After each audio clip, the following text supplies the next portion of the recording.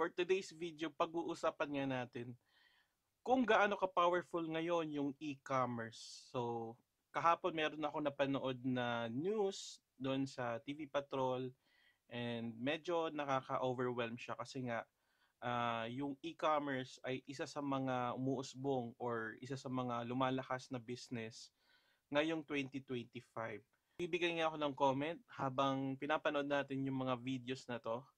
At ipapakita ko din sa inyo kung gaano nakalaki at gaano na binago ng mundo yung e-commerce. So tara, panoorin natin.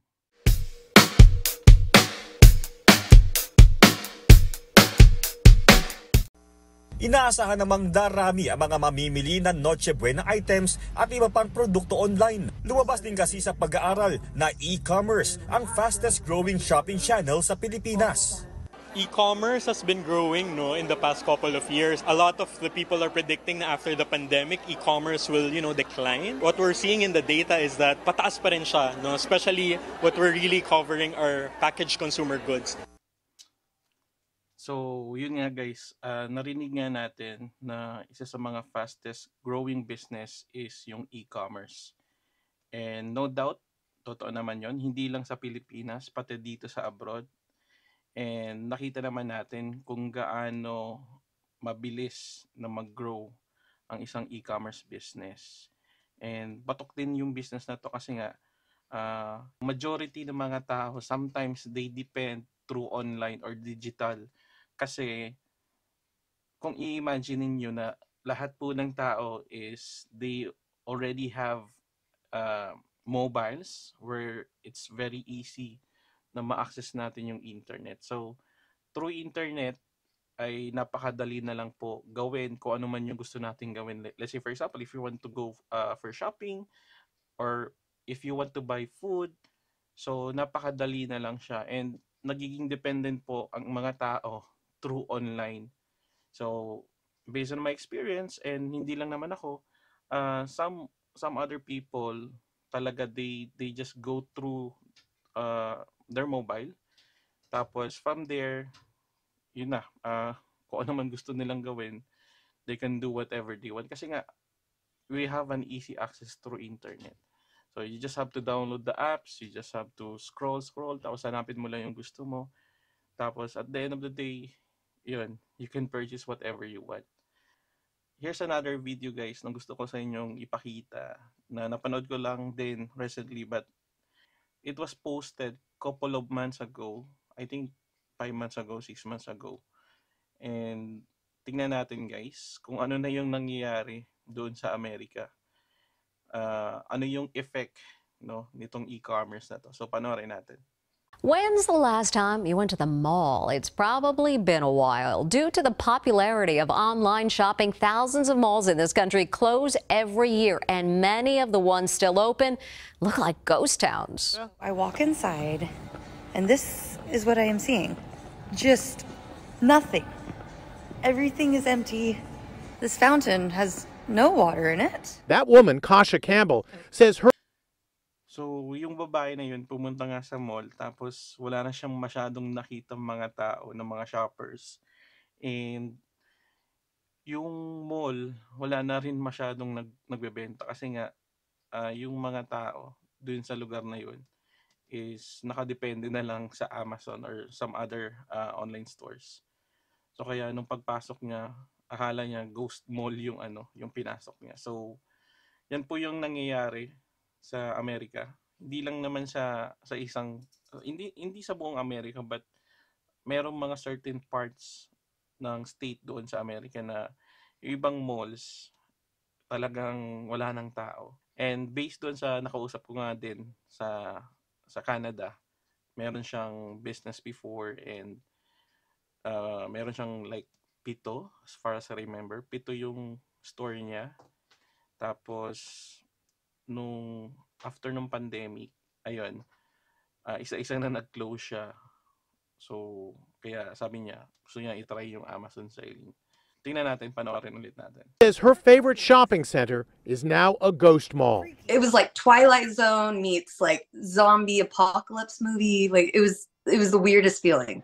This nearly empty 1.2 million square foot mall outside downtown LA was made famous when it was featured in the film Back to the Future. Now it's another ghost mall, with escalators still running, but very few shoppers, and storefronts shuttered with barred security gates. When this center opened in 1974, it was one of Southern California's biggest malls. There were 155 retail stores here. Today, there are fewer than 20. And many of those remaining stores are closing. This mom and daughter who came for ice cream were creeped out. Ang medyo nakakalungkot lang dito guys, no? Habang umuusbong yung e-commerce business, yung mga regular or yung mga normal na nasa sales, no, yung mga nagtatrabaho doon is unti-unti nang nawawalan ng trabaho. So medyo alarming siya. So kaya dapat this is a piece of advice para doon sa mga nasa sales, no? Try to innovate, try to upgrade or level up sa skills nyo kasi later or sooner, hindi po natin alam, yung mga stores na pinapasukan po natin is or might close. So I highly suggest na try po ninyong mag-upgrade ng skills nyo. Huwag po kayong maging stagnant sa posisyon nyo ngayon. So try to learn something, no? Go back to school. Meron po mga nag-offer dyan ng mga short courses. Try nyo pong mag-upgrade ng skills or magdagdag man lamang para at least po, just in case na dumating po yung time na magbabawas or magle-lay off yung mga companies, ready po kayo and madali po kayo makapasok sa ibang trabaho. Ghost town. I'd say kind of something out of a movie where you think some zombies are going to come around the corner and, chase us away.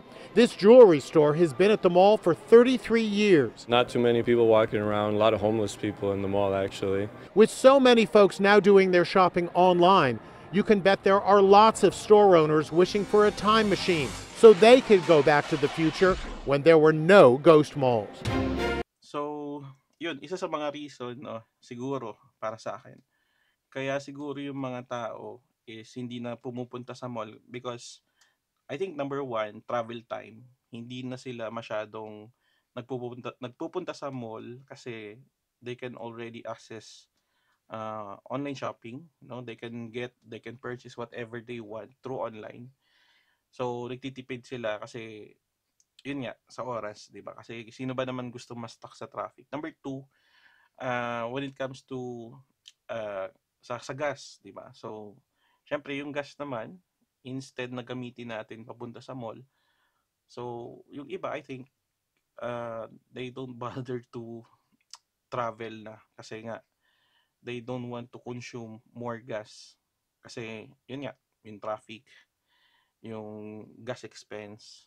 So yun yung mga nakikita kong reason kaya siguro hindi na rin pumupunta yung mga tao sa mall. Pangatlo is the weather condition. So hindi din natin mapipredict. Sometimes, no, sa Amerika, it's raining, it's snowing, sometimes it's scorching, sobrang init. So talagang they don't bother going out para lang bumili or bilhin yung isang specific item which is makikita naman talaga nila online.